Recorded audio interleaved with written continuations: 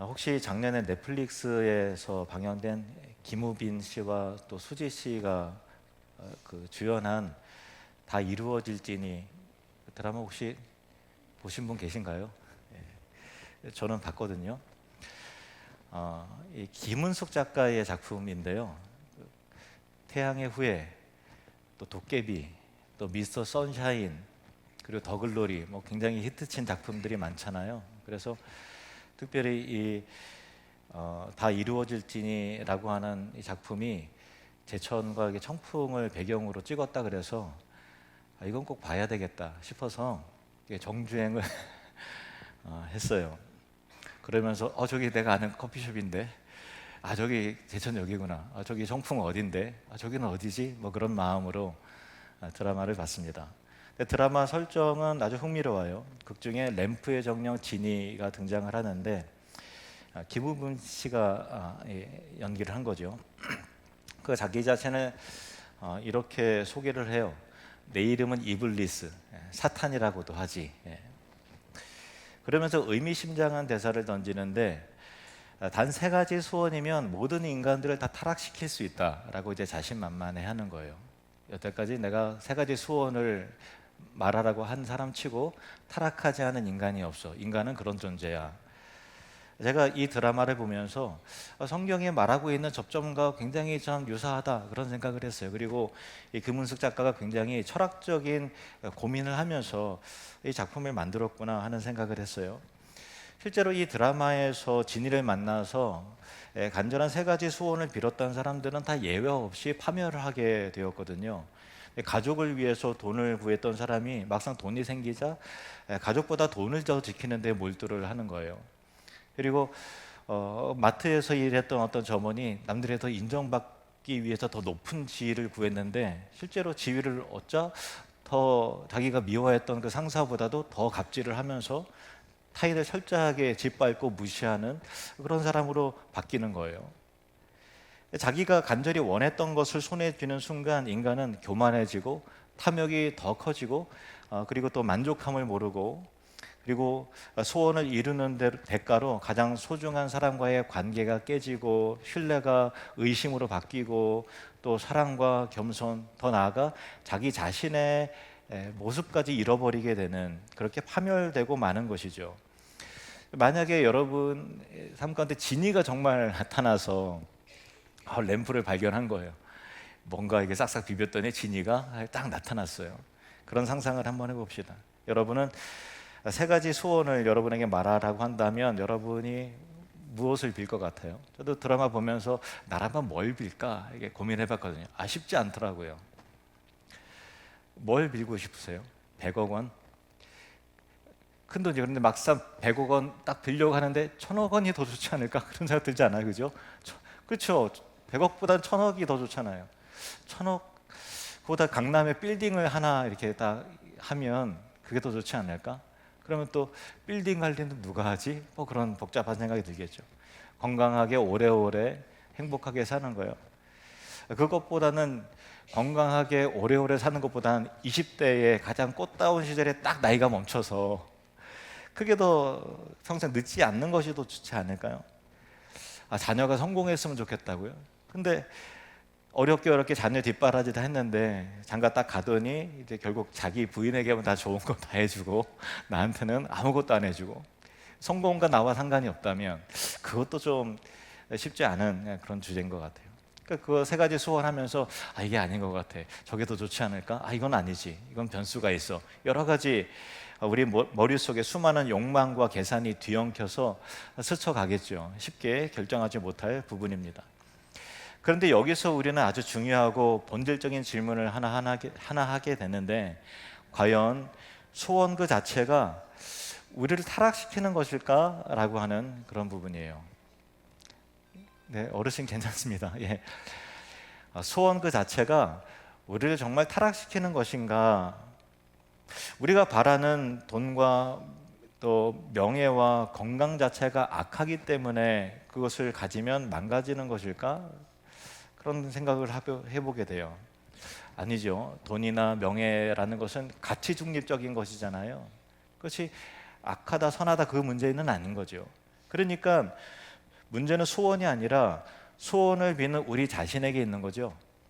단도직입적으로 말씀을 드리면 소원이 인간을 타락시키는 것이 아니라 인간이 이미 근본적으로 고장나 있고 타락해 있기 때문에 그 결과로 타락하는 것이 아니라 이미 고장나 있고 부패하고 타락해 있기 때문에 진짜 좋은 것을 구하지도 못할 뿐더러 설령 좋은 것이 주어져도 그게 결국 자기 자신을 망가뜨리고 망치고 파괴시키는데 사용하더라는 거예요.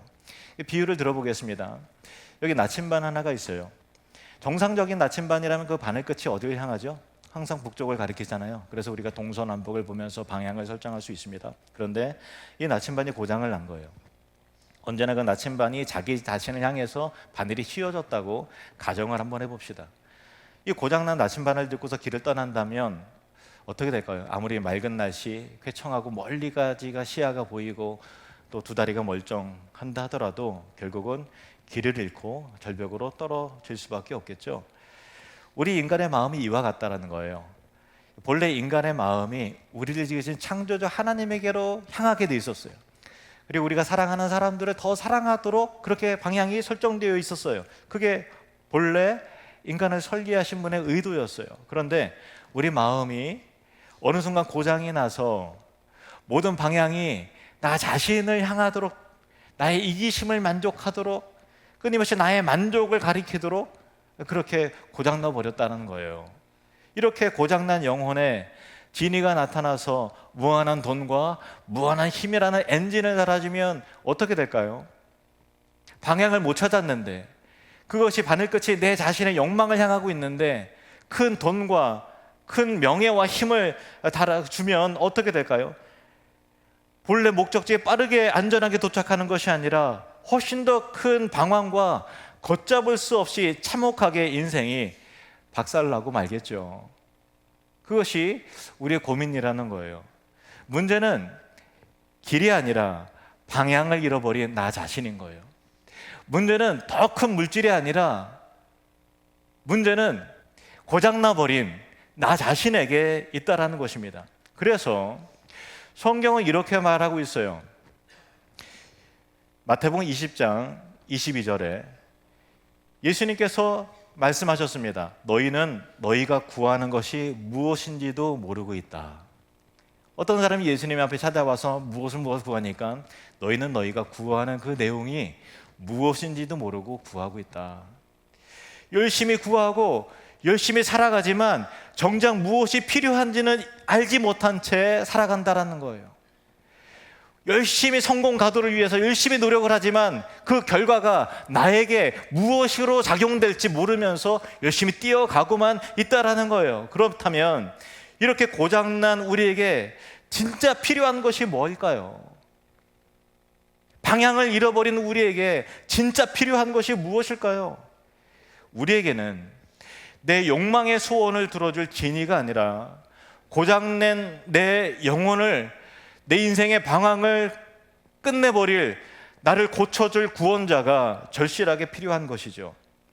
성경에는 이 세 가지 욕망의 덫을 완벽하게 이겨내신 유일하신 분의 이야기가 기록되어 있어요. 그분은 하나님의 아들 예수 그리스도이십니다. 예수님께서 본격적으로 사역을 시작하시기 전에 광야로 들어가 40일간 기도하시면서 금식하여 줄이셨어요. 아무것도, 물도 떡도 밥도 아무것도 먹지 못하신 상황이에요. 인간이셨기 때문에 당연히 너무나 극도의 기진함과 피곤함 그리고 배고픔을 느끼셨을 거예요. 사탄이 나타났습니다. 그리고 인간이 가장 빌고 싶어하고 얻고 싶어하는 근원적인 욕망 세 가지를 예수님 앞에 내밉니다. 첫 번째, 이 돌들을 떡으로 만들어라. 생존과 돈의 문제를 걸고 넘어진 거예요. 이 돌을 떡으로 만들어라. 너 할 수 있잖아. 생존과 돈의 문제. 두 번째, 성전 꼭대기에 예수님을 세우고 나서 뛰어내려서 사람들의 박수와 갈채와 환호를 받아라. 명예와 인정의 문제. 야, 정말 대단하다. 하나님의 아들 맞네. 한 번에 인정될 거 아니에요. 세 번째, 내게 절하라. 세상 만국의 영광과 권력을 주겠냐? 뭐 그렇게 어렵게 힘들게 가려고 하냐? 내게 한번 절하면 너가 원하는 거 다 들어줄게. 권력과 성공의 문제였습니다. 권력과 성공의 문제. 그러니까 생존과 돈의 욕망. 살아가려면 돈 필요하잖아요. 떡이 필요하잖아요. 생존과 돈의 어떤 본능적인 욕망, 명예와 인정의 욕망, 권력과 성공의 욕망. 이 세 가지는 인간의 가장 근원적인 욕망이죠. 근데 이게 지금 뭐 여러 가지 개념 설명을 해서 그렇지 사실 우리 주변에서 너무 많이 봤잖아. 이렇게 뭐 복잡하게 첫째, 둘째, 셋째 안 한다더라도 야, 저 사람 갑자기 그 뭐 권력을 쥐더니 갑자기 변했어. 변장 세워졌더니 완전히 막 난리가 났어. 뭐 그런 사람 봤잖아요.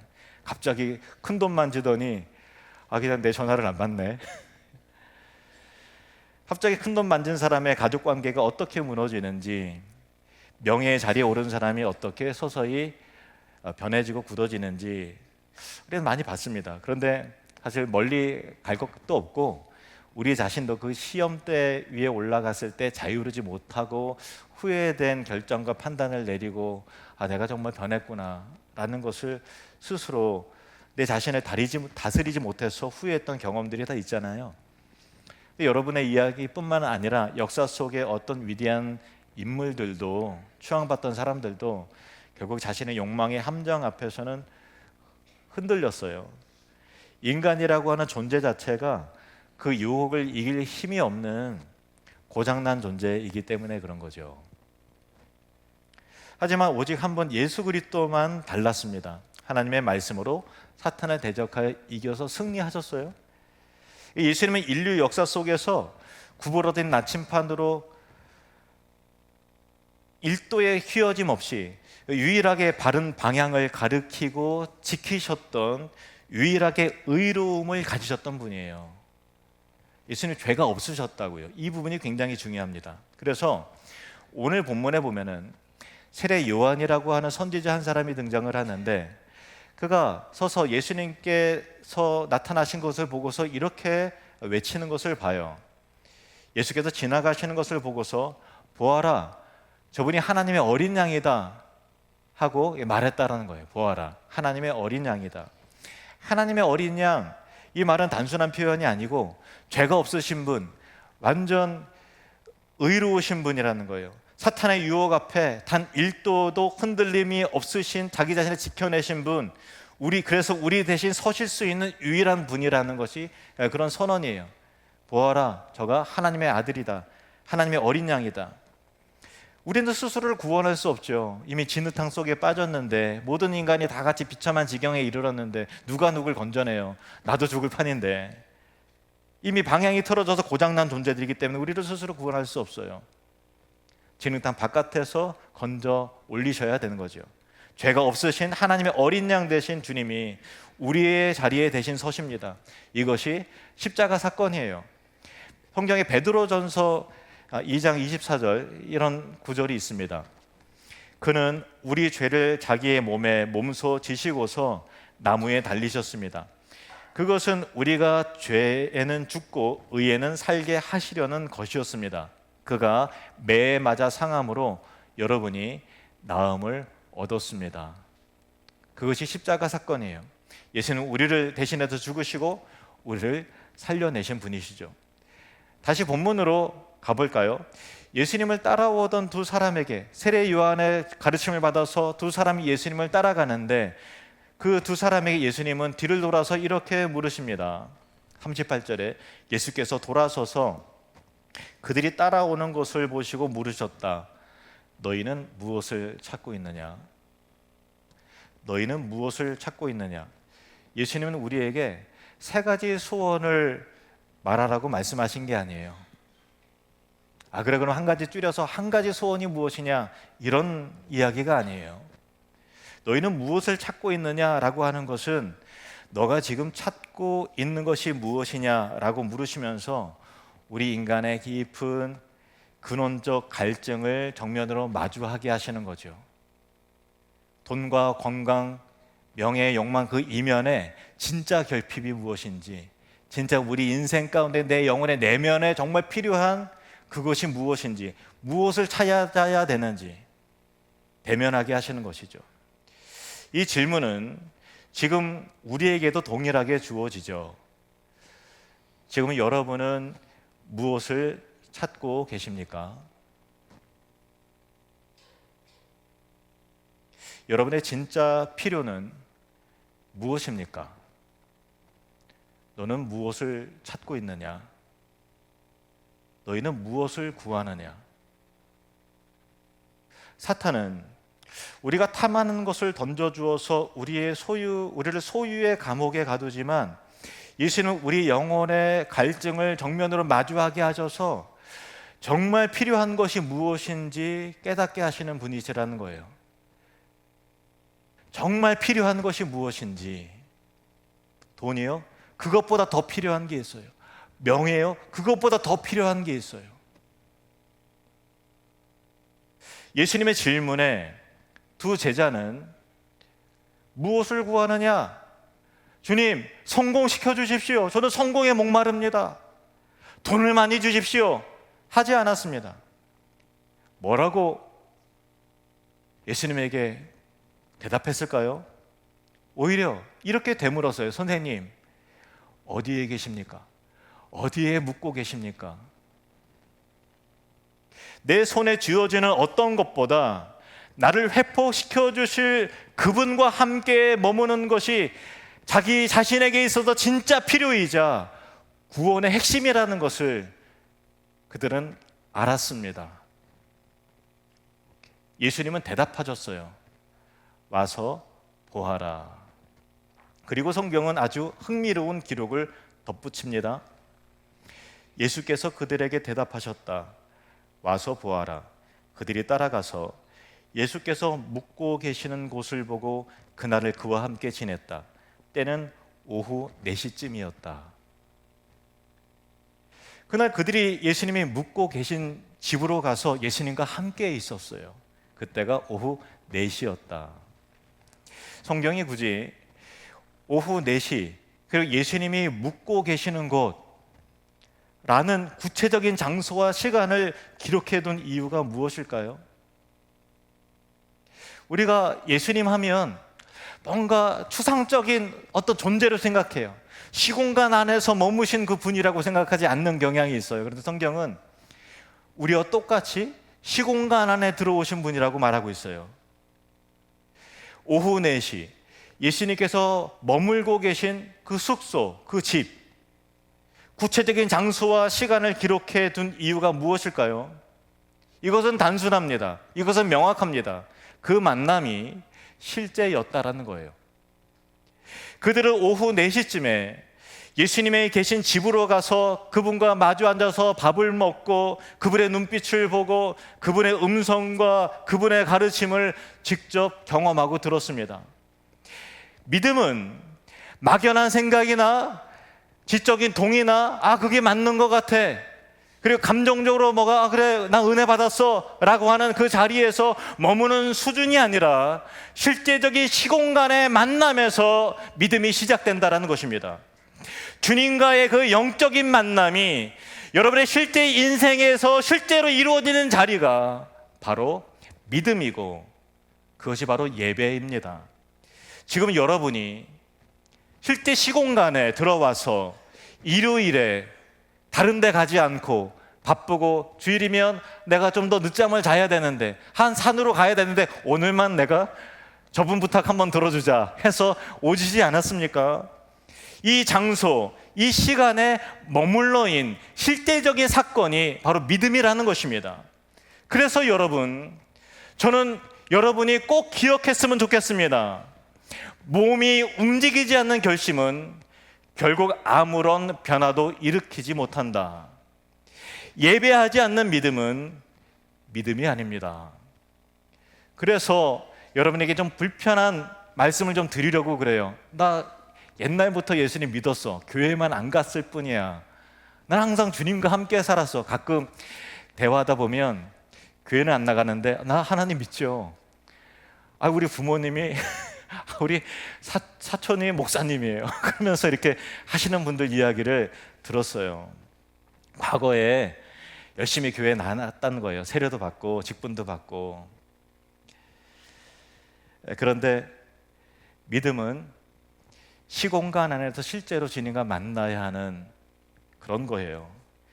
일요일에 조금 더 자고 싶고 다른 일로 바쁘기도 하지만 성공해야 되기 때문에, 또 이게 돈도 벌고 해야 되기 때문에 바쁘지만 내 몸을 그래도 움직여서 이 예배당에 나오는 이 확실한 결단과 행동이 제멋대로 휘어져 버린 우리의 영혼의 나침반을 하나님의 방향에 맞추는 조정의 시간, 0점 조정의 시간이 되는 것입니다. 그렇게 될 때 여러분은 달라질 거예요. 예수님은 여러분과 함께 하실 것이고, 여러분의 생명을 얻고 삶의 새로운 의미와 소망을 얻게 될 것입니다. 그냥 살다가 믿음도 모르고 주님도 모르지만 일주일에 한 번 이 자리에 나와요. 그러면 그래, 나 자신의 모습을 이제 조금 더 알 것 같아. 하나님 말씀에 비추어서 내가 제대로 가고 있는지, 내 영혼의 상태가 지금 어떠한지 알게 되는 것이죠. 그런 시간이 여러분에게 필요하지 않으시겠습니까? 이곳에 오신 사랑하는 VIP 여러분, 우리는 오랫동안 내 욕심을 채워줄 무언가를 찾으면서 방황하면서 열심히 살아왔습니다. 하지만 그 끝은 언제나 나를 잃어버리는 허무였고 채워지지 않는 갈증이었고, 그리고 정말 내 인생이 그런 갈증과 허무로 끝날까 봐 두렵죠. 하지만 오늘 저는 여러분이 예수 그리스도를 이제 바라보시기를 바랍니다. 내가 무엇을 찾고 있느냐? 성공하고 싶습니다. 아니, 그것 말고 정말 너의 필요가 무엇이냐 묻는 거야. 너는 정말 무엇을 구하고 있느냐? 돈을 벌고 싶은데, 아니 그것 말고, 그게 필요한 줄 알아. 그런데 너의 내면에 진짜 필요한 것이 과연 무엇이냐? 예수님의 말씀은 소원을 말해보라고는 자극적인 질문이 아니고요, 여러분을 헷갈리게 하고 민망하게 하고 곤란하게 하려는 것이 아니죠. 여러분을 이 세상의 가짜 욕망의 덫에서 건져내어서 진짜 생명으로 인도하시려고 하는 사랑의 초청이요 부르심인 것입니다. 오후 4시 예수님 곁에 앉아서 예수님께서 머무시는 그곳으로 가서 주님과 함께 시간을 보냄으로 새로운 인생을 시작했던 그 두 제자처럼, 나는 여러분이 생명 되신 예수님을 만나서 그분과 더불어서 여러분의 삶의 시공간에서, 여러분의 삶의 실제 현장에서 주님과 실제로 대면하고 실제로 주님의 음성을 듣고 여러분의 삶의 대반전과 물론 대역전의 역사가 나타나기를 주님의 이름으로 진심으로 응원하며 축복합니다. 그런 새로운 회복과 결단과 생명의 시작이 오늘 이 시간 방점을 찍고 다시 나아가는 은혜가 나타나기를 주님의 이름으로 축복합니다.